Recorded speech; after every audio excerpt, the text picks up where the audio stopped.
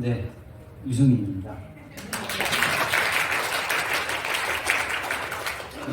사실 처음에 전문의가 되고 용인의 이훈병원에서 근무를 하다가 전혀 의도치 않게 중독질환을 보게 되었고 2년이 되어서 지금 알코올 전문 병원에서 계속 근무를 하고 있습니다.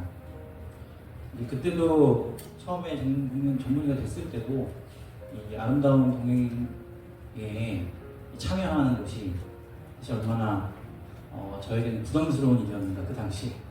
왜냐하면 마치 이제 이런 데 와서 얘기를 하면 앞으로 계속 중독질환을 봐야 한다는 걸 표명하는 것이 아닌가 이런 두려움이 사실 있었는데 오늘은 굉장히 영광스럽게 느끼고 있고요. 그래서 제가 우리들의 이야기를 주제로 얘기를 좀 해봤으면 좋겠다 이런 이제 말씀을 듣고 한참을 고민을 많이 했습니다. 고민을 한 이유는 처음에 저한테 이제 이거를 주신 게 우리들의 이야기를 듣는 게 치료적으로 어떤 효과가 있는가 이런 전문가적인 지식을 물어보시는 건가 이런 고민을 하다가 보니 되게 건방진 생각이라는 걸 많이 느꼈죠. 저도 11년 정도 이제 어떻게 보면 중독질환 입원 치료를 주로 하고 있는데 그러면서 사실은 저 되게 많이 성장했다 그런 느낌들을 받는 계기들이 있었는데 그런 의미에서 보자면 제가 저의 이야기를 하는 게 고작 할 수 있는 것밖에 없구나 하는 마음이 들어서 겨우 이제 글을 썼습니다. 제가 처음에 이제 전문의가 됐을 때만 해도 지금도 그렇습니다만 중독질환은 기피하는 분야였습니다. 왜냐하면 보람이 없다. 고생은 너무 고생대로 하는데 힘들다. 근데 또 우연찮게 저희 선배님들은 또 전문가로 활동을 많이 하고 계셨어서 제가 처음에 이제 일을 시작할 때 같이 일을 하게 돼서 제안을 받고 중독 환자분들을 보지 않겠냐 고민을 많이 했었거든요. 근데 이제 고민을 하다가 그냥 보자 하는 마음을 먹게 된 게 저희 의사님과 나눴던 얘기가 기억이 나서였던 것 같습니다. 제가 이제 전공의 때 입원 환자를 주로 이제 보면 특정한 교수님의 특정한 환자분이 그렇게 힘들었었어요. 근데 교수님은 항상 그분이 짧게 입원하고 퇴원하시는데도 꼬박꼬박 입원을 시켜주시는 거예요. 그래서 하루는 너무하다. 제가 보는 환자인데 너무 진이 빠지는데 왜 이렇게 입원을 시키시냐.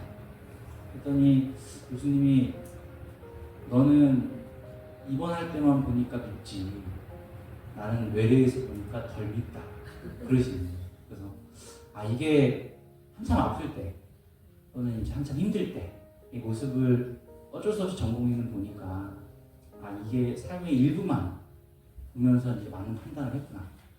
밖에서 보면 훨씬 더 잘 지내시는 분들이라고 말씀하시는 것 같다. 그런 생각을 하면서 용기를 내서 중독질환을 보게 된 것 같습니다. 어쩌면 그냥 그렇게 병원의 주치의가 돼서 환자분들을 돌보는 게 거기서 멈췄으면 이렇게 10년 넘게 못했을 것 같은데 또 어떻게 또 인연이 되어서 지역사회를 경험을 하게 되고 센터 일들을 도와드는 지 한 7, 8년 된 것 같아요. 그러다 보니까 제가 보는 이 치료라고 하는 것이 협소했다 이런 생각들을 많이 느꼈고 그리고 잘 지내시는 분들이 훨씬 많다는 걸 느끼면서 은퇴의 위기를 많이 경험하고 넘겼던 것 같습니다. 근데 사실 작년에 제가 이제 꼭 10년 차가 돼서 그렇다 이런 건 아닌데요. 위기가 좀 심하게 왔었습니다. 그래서 제가 평소에도 좀 많을 때는 한 달에 한 번 정도 부고가 오기도 하고 그리고 이제 입원 환자분들을 돌보다 보면 법적인 서류를 쓰게 되는 경우도 많이 있습니다. 저를 변호하기 위해 써야 되는 경우도 굉장히 많고 근데 이제 그런 게 평소에는 이해하고 넘어갈 수 있는 문제였던 것 같은데 작년엔 잘 안 되는 거예요. 그게 그만둬야 될 때가 됐나 고비가 왔나 이런 고민들을 되게 많이 하고 있었는데 대선배님 중독질환을 오래 보시고 은퇴를 앞두신 대학 교수님께서 그런 말씀을 하시는 거예요. 중독질환을 치료하는 데에는 철학이 필요하다. 제가 그 얘기를 듣고 굉장히 큰 울림을 느꼈습니다. 이 철학이라고 하는 건 사실 어떻게 살아야 되는지에 대한 질문인 것 같았어요.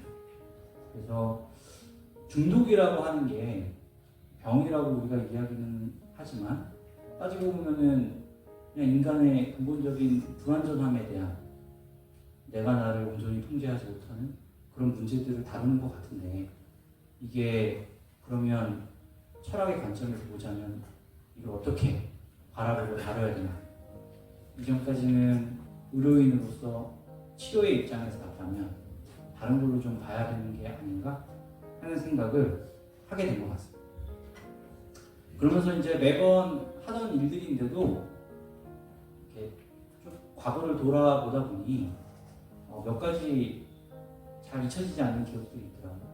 그 중에 이제 저희가 일주일에 한두 번 정도 병동에서 이제 교육을 하는데 그때 전혀 예상하지 않았는데 굉장히 반응이 좋았던 교육이 두 개가 있었어요. 하나는 제가 사실 화가 나서 하는 교육이에요. 보호 입원이 법적으로 어떻게 이루어지는가? 왜 퇴원이 마음껏 안 되는가? 이거를 이제 정신보건법이라고 불렀었죠. 그거를 그냥 설명을 드렸어요. 근데 너무 집중해서 들으시는 거예요. 내가 입원을 하게 된 법적인 근거 그리고 도대체 이 법적인 이 규제들이 있지만 너무 형식적이다. 권리구제라고도 하지만 사실 다 짜고치는 곳도 많냐. 이런 것들 다 포함해서 엄청나게 많은 의견들을 내시고 또 논의도 했어요. 근데 이제 한계도 많이 받아들이시고. 근데 이제 그러고 나서 제일 큰 변화는 억울함은 줄어들지 않으신 것 같은데 지금 상황에 불가피함은 많이 받아들이시는 것 같았어요. 또 한 번의 경험은 너무 지금의 문화, 지금의 시대가 술에 가혹하다 이런 이야기를 하다가 지금의 50대, 60대 분들이 세상을 사실 때 왜 그때는 술을 한참 많이 먹어서 중독이라고 이야기를 듣기 전에는 술 먹으면 이렇게 된다 이런 얘기를 아무도 하지 않았을까. 지금은 유치원 때부터 음주, 흡연에 대해서는 위험성을 교육하고 심지어 요즘 마약도 초등학교 때부터 교육을 하는데 왜 그때 어른들은 한 번도 술을 많이 먹으면 위험하다는 얘기를 안 했을까? 이 얘기를 나누는데 너무 많이 공감을 하십니다. 그것도 역시 알았다면 안 그랬을 거 아니냐 이런 이야기들이었던 것 같아요. 그래서 그때 제가 많이 느낀 건 결국에 치료 저항이라고 우리가 이야기를 많이 하는 것들이 마치 오해하면 술을 먹고 싶은 마음 때문에 치료를 저항하는 것처럼 보인다. 이런 이해들이 있을 수 있는데 사실은 그분들은 자신들의 삶이 부정되는 경험들을 처음에 하는 게 아닌가. 내가 여태까지 술을 먹고자 했던 것보다 술이 내 삶에 어떤 역할을 했기 때문에 함께 했던 건데 그 술 때문에 내 삶이 긍정적인 부분 혹은 내가 열심히 살아왔던 부분이 너무 자연스럽게 부정되는 경험을 하는 것이 가장 힘든 일이 아닌가 이런 생각을 하게 됐습니다. 그러면서 하루하루 살자 이런 이야기를 하면서도 저도 이제 치료자로서 하루하루를 어떻게 살아야 되는가 이 문제에 대해서도 답을 해야겠구나 이런 생각이 들었어요. 저는 음주를 안 한 지가 좀 됐거든요. 안 하니까 이제 괜찮다 이게 아니라 저도 하루하루를 어떻게 살아야 되는지에 대한 답을 내놔야겠구나 이런 생각을 하면서 바라보니까 제가 꼭 중독 문제가 아니더라도 많은 분들이 경험하는 대부분의 문제는 제가 갖고 있는 문제랑 크게 다르지 않다는 것을 알게 됐고 그리고 사실 우리가 중독 문제를 다룰 때 그런 많은 사람들이 경험할 수 있는 인생의 문제 중에 유난하게 좀 다루기 어려운 문제 이렇게 그 문제를 바라보면 조금 더 이해하기가 쉽구나 이런 생각들을 많이 하게 됐습니다. 그래서 이제 제가 좋아하는 말 중에 판단하지 말고 호기심을 가져라 이런 말이 있거든요. 진단을 뭐라고 내렸을 때 그 진단에 대해서 갖고 있는 어쨌든 선입견이라는 것이 있으니까 하시는 말씀이 다 중독적 사고고 이런 것이 합리화 이런 것들을 당연히 생각하게 되는데 그거 말고 이분이 이렇게 고생하면서도 계속 이 삶을 이렇게 유지하는 이유가 있지 않을까? 이런 거에 대해 호기심을 좀 가져보자. 이런 용기가 좀 필요한 일들을 한 거죠. 왜냐하면 입원한 분들의 가족들은 사실 술 문제를 얘기하고 원하시거든요. 예전에는 많은 분들이 이제 자기 중독의 문제를 다루지 못하는 이유가 가장 다루기 어려운 수치심. 내가 내 삶에 충실하지 못했기 때문에 중독에 빠지게 되었다. 이런 나의 취약점에 대한 직면 이런 것들이 어려워서 그렇다. 이렇게 이제 얘기를 했고 뭐 역동적으로 그럴 수 있겠다. 이렇게 납득이 되는 부분도 있었는데 아까 말씀드린 것처럼 결국에 이제 중독의 문제를 얘기하다 보면 못하는 것이 부각되니까 내가 살아온 삶이 통째로 부정되는 경험이 있어서 결국에 그런 것들을 잘 구분하지 못하면 단주라고 하는 것이 내 인생의 부정 이렇게 수용될 때는 치료 저항이 생기겠구나 이렇게 이해하게 되었고 많은 분들이 치료를 중단하고 퇴원하겠다 했을 때 사실 그분들의 퇴원의 사유 이런 것들을 이야기 나눠보면 많은 분들이 술을 먹겠다고 퇴원하시는 건 아니거든요. 내가 내 의식주를 유지하기 위해 내가 삶의 가치가 있는 일을 유지하기 위해 그것이 비록 음주와 동반되는 위험성이 높다고 하더라도 결국에 그분들의 판단의 많은 기초는 내 삶의 존엄성을 내 식대로 유지하겠다. 이런 의도구나. 이렇게 많이 이해를 하게 됐습니다. 중독의 문제가 있는 삶에서 딱 중독 문제만 드러낼 수는 없죠. 근데 그 중독 문제가 내 삶의 존엄성을 유지하는 도구로도 사용되는 경험들이 있다면 그럼 사실은 그걸 어떻게 잘 구분하고 내가 중독의 문제를 포기했을 때에도 내 삶의 존엄성을 유지할 수 있는 방법들을 이야기 나눌 수 있으면 그러면 훨씬 더 이 안무르 파티라고 해서 내 삶의 필연성에 대한 운명에 대한 사랑 이런 거거든요. 즉 내 고난도 다 어떤 데 도달하기 위한 숙명이었다.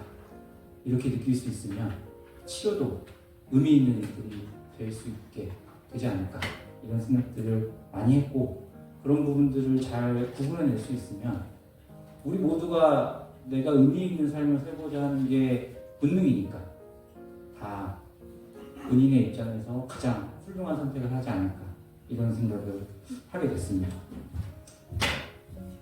제 환자분들 중에 오래 치료하다 보니까 약을 전혀 복용하지 않으면서도 외래로 오시는 분들이 꽤 있으세요. 그분들은 처음에는 그냥 삶의 우리 루틴이라고 하죠. 그런 걸 지키기 위해 오신다. 이런 생각을 했었는데 약 얘기를 빼고 나면 할 얘기가 없는 게 아니라 술 얘기를 한 줄만 하고 한 9줄, 10줄 삶에 대한 이야기를 하는 걸 더 좋아하시더라고요. 되게 재밌습니다. 저는 포크레인 어떻게 돌아가는지도 배우고 공사장 어떻게 돌아가는지도 배우고 그런 게 굉장히 의미가 있는 일이라는 걸 요즘 많이 느끼고 있고요. 공동체에 대한 생각도 그때는 공동의 목적을 달성하는 수단으로서 공동체에 대한 생각을 많이 했었는데 사실 공동체가 갖고 있는 힘은 서로를 도와주는 방법의 문제가 아니라 서로를 도와주려는 태도에서 관련되는 것이 아닌가 하는 생각을 갖게 됐습니다.